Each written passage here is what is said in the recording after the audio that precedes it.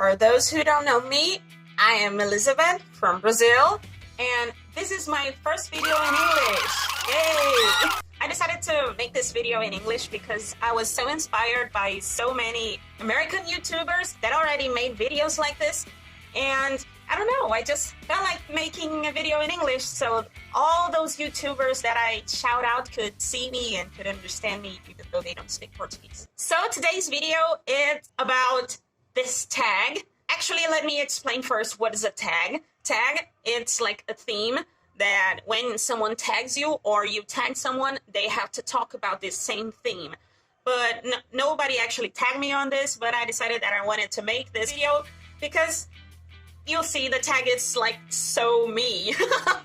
It's so like myself that I have to talk about this. You pardon me for any mistakes in my English. I feel pretty comfortable speaking in English, but I'm not a native speaker, so I might get some mistakes. Don't mind them.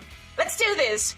The alternative black girl tag. It is a tag that has 1, 2, 3, 4, 5, 6, 7 questions, and I'll answer them as I talk to you and explain a little bit about myself. And I don't know, something about why do I recognize myself as an alternative black girl? Yes, that's something else. Today, I am totally an elf. I was so inspired by this YouTuber called The Wood Dweller. I'll tag her link in the description, but this is this beautiful YouTuber that made this video just like this called Alternative Black Girl Tag, and she has also this beautiful elf ears, and I was like, I need one of those, and then I got myself elf ears, and I got this pretty lenses, so I'm feeling pretty elvish today. So let's go. First question on the Alternative Black Girl Tag is, how did you know you were different? You see, I just knew that I was different because everyone around was different than me. All the people around me had different kind of interests, backgrounds, and I always felt a little bit misplaced, maybe. First of all, I went to a private school with all these rich kids, and as the only black girl in the classroom, I was like the poor student, and so I wasn't actually a fit in there. I didn't feel a fit in my family either. There wasn't nobody else around like me, and I also didn't feel normal because as a bisexual kid, I didn't understand why did I like boys and girls, because it didn't make sense to me, and I never heard the word bisexual until I was a teenager. So I always felt like, okay, I am different from what I see everywhere. The second question of the tag is, do people judge you? They always did. Nowadays, with the quarantine, I'm not presenting myself in the world, so I don't feel judged because I'm not going out.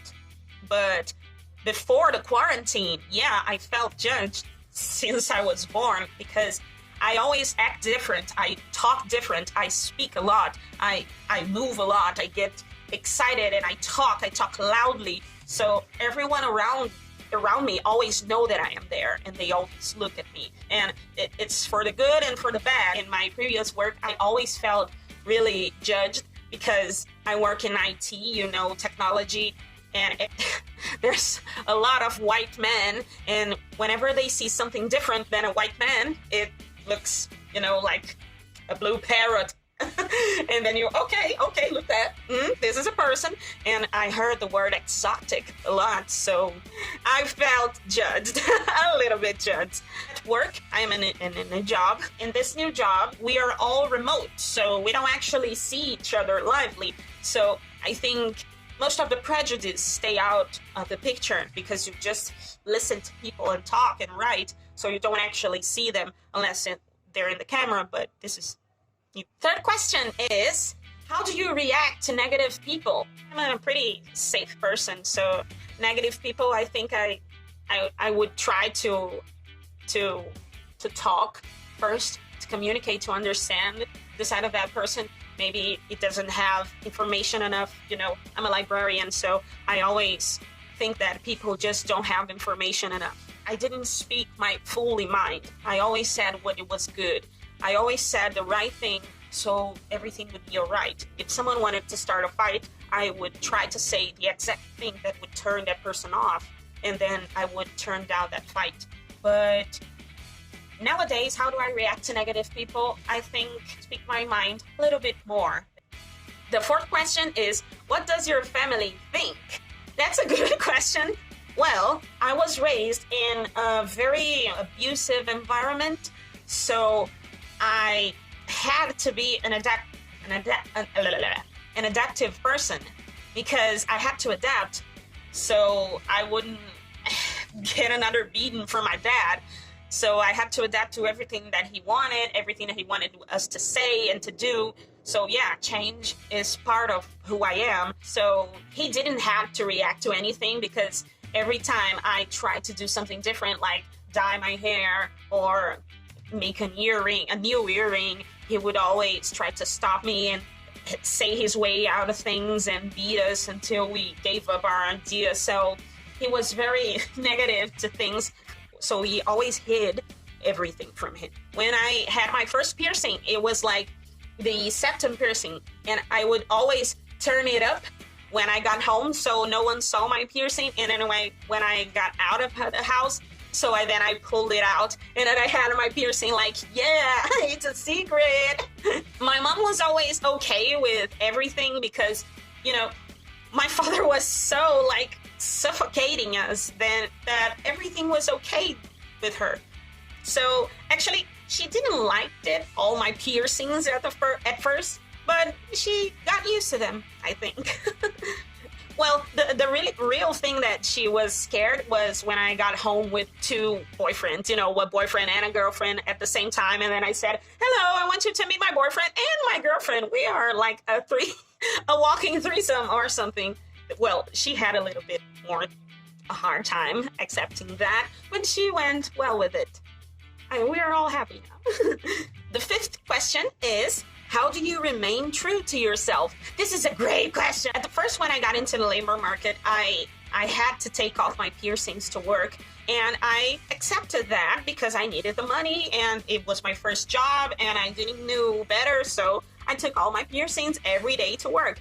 And with time, I saw that wasn't gonna work, because when you take off your piercings every day and you put them back and take it off and put them back, you start to get infections. You can't keep doing this, taking them off and on every day, because it's not good for health. And I realized I can't do that. I can't keep my piercings and work. But I knew that I was my style. My style is a representation of me. If I give my style up, then I'm not myself. Then I'm just pretending to be someone who is righteous, doesn't have piercings and tattoos and trying to be a good girl. And that would be awful. So then I realized that, okay, I'm not going to get any job that I had to take my piercings off. And actually, I think I was kind of lucky, because I found that the technology environment is very welcoming for this kind of change, because they need specific workers. So if they find someone who has a degree, okay, whatever, if got piercings or tattoos. This is technology, at least here in Brazil. So I found companies that I could be myself and wear my piercings every day and put my tattoos in my face if I wanted. So how do I remain true to myself? Making sacrifices. And the sacrifices that I made to be a person with piercings and with my specific personality, only I know, because I've seen persons that had the same steps that I had and did the same things or less than me and got their promotions and got their time on the spotlight. And me, for being a black woman and for being an alternative black woman at the office, yeah, it was kind of hard. So how do you remain true to yourself? Making sacrifices. Who or what inspired you? Yeah, who or what inspired me? That's a good question, actually. I didn't think about that before. I didn't even look at the questions before. Talk about inspiration. I'll say a little bit of some YouTubers that I met recently here on YouTube, and they were really inspiring. Like Khadija Mbowe. She is like this, besides beautiful, she has really good opinion on really important matters when we're talking about Black women and our culture and our society. Djamila Ribeiro, Brazilian sociologist who has written many books about Black women and the place of Black women in society. She is definitely someone inspiring. Chimamanda Adichie is also an inspiring sociologist that is also a Black woman and talks about how can we start seeing ourselves in our place in society, and shout out to all the Black women so we can all unite. Well, there are some of the people who inspire me, but many parts of my personality comes from Asian culture. Yeah, anime and manga are most of the most things that are valuable for me since I was a kid. So many of my inspirations come from Asian culture. I'll also tag in the description all of the YouTubers that I think you should follow, because I started following them and they made me, find my place on YouTube, and this is one of the things that came from that, so it's actually a good deal for you and for me. Okay, next question. What does your girlfriend or boyfriend or spouse think? You see, since that I had this so shitty dad, I always looked for better people to walk around me. So whenever I looked for boyfriends or girlfriends, I always looked for people who were minimally nice, so I never had a hard time dealing with my personality. I already had boyfriends that were not alternative or didn't especially like the alternative culture, but they dealt with it normally and never complained about anything. So if I see someone who does not like the alternative culture or doesn't like rock or doesn't like Asian culture, I'm just, okay, you're not a possible partner for me anymore. So I just walk away. So I never had this kind of issue with boyfriends or girlfriends.